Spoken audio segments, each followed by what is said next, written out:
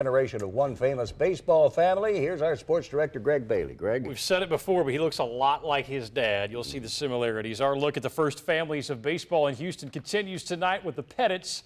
No coincidence that we find Josh on the mound in Deer Park. David Nuno joins us with the story. David? You know, one of the cool things of doing this series is seeing how similar these young men are to their father. Talking to Josh Pettite is like talking to Andy. Their mannerisms and their pitching. When you're the son of Andy Pettite at Deer Park, expectations are out of the roof. Andy, of course, started there before his career with the Yankees and the Astros. And now it's his son Josh's turn. People will always, be like, oh, that's Andy Pettite's son. I mean, having a dad like him, it's just an absolute blessing. And he's the best man I know, hardest working man I know. Well, I'm extremely proud of him, obviously.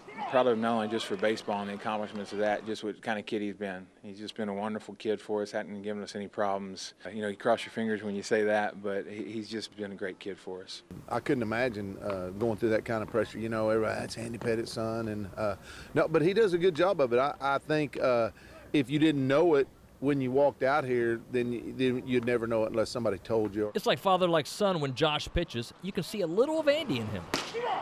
We're actually pretty similar. I mean, I don't go over the head like him, but I mean, our leg kicks and, our shoulder movements, they're pretty similar. It's cool because people are always saying, like, do you compare yourself to him? I mean, it's kind of hard because he's a lefty. In some ways, I'll sit down and watch him and see, like, if I'm doing any, certain motion that, I could work on and then just try to repeat it after him. This year, Josh threw a no-hitter, something Andy hasn't done in the bigs. And his next step, pitching at Baylor next year. He felt a great piece, and I was with him when we went and visited Baylor. Great coaching staff up there and great men that are going to be there around him, so it's just a perfect situation for him. Josh and his father speak before every start, and the advice is the same every time. Before every game, he'll send me a long text, just telling me just to work down in the zone, just simple mechanic things that we just go over every once in a while, and he always just sends audience of one, just playing for the Lord. Now, Deer Park opens up their playoff run against Dobie on Friday night, and Josh Pettite gets the start.